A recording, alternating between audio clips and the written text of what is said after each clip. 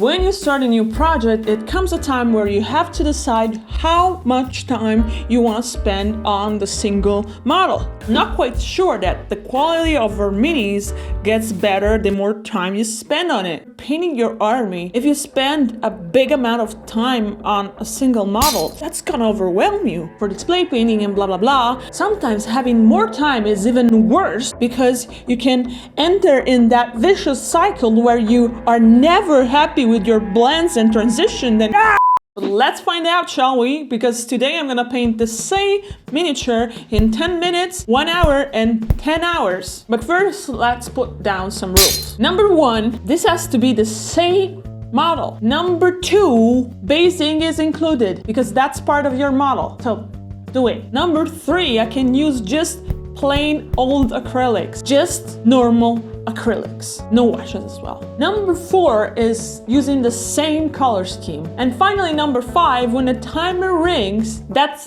it. I'm done. I get my models primed and ready. I'm gonna grab an air dryer as well because I'm gonna need it for the 10 minutes model. Let's go. I started base coating the model with a deep purple. I'm not trying to achieve max opacity, I definitely have no time for that. After using the trusty hairdryer, I started layering up the skin, trying to create a little bit of volume on the model. Here the paint is not super thick. I don't want full opacity because I don't have time for blending. I'm gonna let the lower consistency take care of blending for me. I realize now I went a bit overboard with the contrast here. I could have kept just the one layer and found time to actually finish the other part of the model, but that's done. I take care of the other details very roughly and the sword with a non-metallic metal. Sometimes quick non-metallic metal can even look better than 500 hours blended non-metallic metal. Just my humble opinion. Well, that's done. So okay, that was kind of harder than I thought. The model is not really finished and I haven't done the base.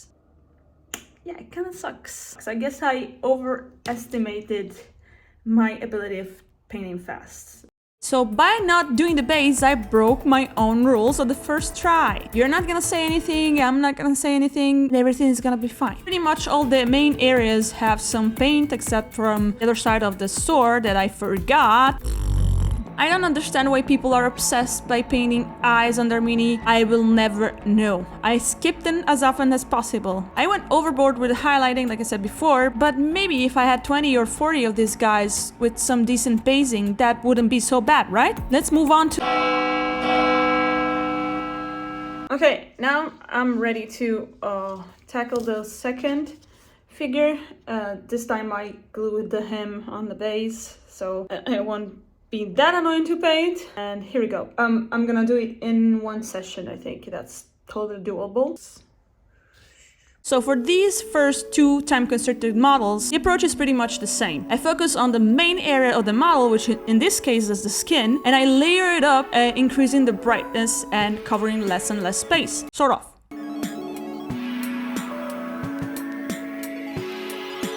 I'm able to paint faster because I'm prepared to leave details behind in order to focus on just the main part of the model and use contrast to make that part stand out. There are so many speed painting techniques, but most of the times they require special tools or colors in order to be pulled off. With this method, you just need regular paint and a brush. Once you are aware of how to render a 3D surface in a more realistic way, and you're also able to control the consistency of the paint, you'll have a new way of speed painting. I used more than half the time to paint the skin and the rest to fill in other details like the loincloth, the fangs and stuff, the hair, who knows what that is. And after a quick basing, the model was done.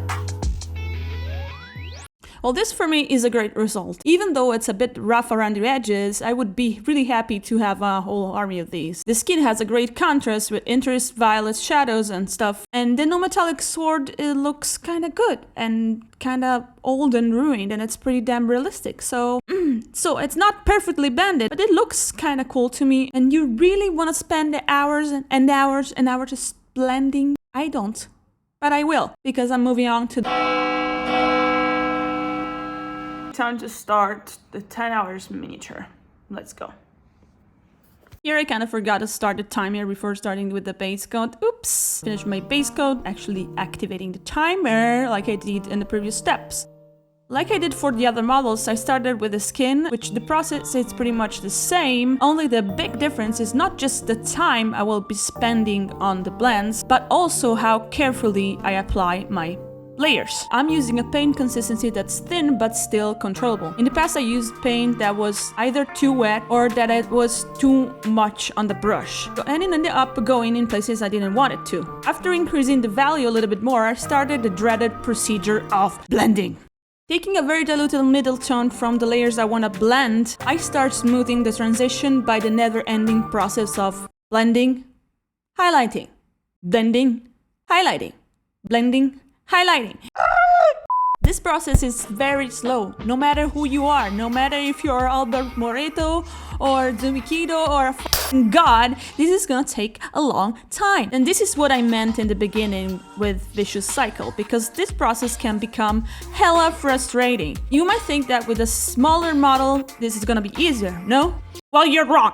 Actually, it's gonna be harder because the blending has to be carried out in a way too small surface, and I really have no patience for it. Plus, if you're painting with this mindset, you will never be happy with the model or some part of the model, and you won't feel like it's finished at all. You can literally go on forever. This is a vicious cycle, and it's also why I'm not sure investing too many hours in a project is healthy for you.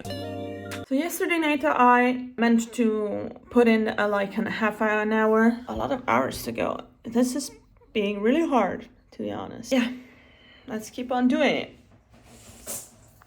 I sketched and I posted what I wanted to do for the basing. I suck at basing, so this was really hard for me. I wanted the model to stand on some kind of ruin or something, but you see the problem, right? And it was about here that disaster struck. Dun dun dun! Model's foot already has earth beneath it. So do I dare clip that piece of earth off? Oh, I dared. Stupid! Imagine pouring hours and hours of painting only to snap several fingers from the foot of your model, trying to position it on the base. The power of my destruction wasn't done with this poor guy. When the base was drying, it was time to pin the model, both for holding it while painting it and to then pin it on the base itself. Can you guess what went wrong? Yeah, that's a hole in its foot. What do? Ignore it and move on to the sword. And of course, the only sword I have to paint for hours is the same sword that's the hardest to paint. This one has an indentation in the middle of the blade that needs hedge highlighting. Fuck me! I sucked it up and do it anyway, just like in the two previous figures. But this time I had more time to clean a bit the transition, do more accurate framing of the sword, and give it a little bit of texture by using tiny lines and dots for hedge highlighting instead of regular hedge highlighting. I'm gonna write a free PDF for this model, so keep an eye out for my community tab here on YouTube so I can let you know how to download that. I have 1 hour left and I pretty much painted all the part of the miniature. I'm just gonna be dedicating this hour to cleaning up a little bit those transition. I could potentially do this for other 10 hours on other parts of the model. I mostly focused on the skin for these 10 hours. Maybe I'll do 100 hours one day. I hope not. At this point I was starting to feel a little bit tired and bored with this figure. I get bored and I don't finish models. And even if I think that many hours can be frustrating to spend on a single model, I do think that's very important to close project you have.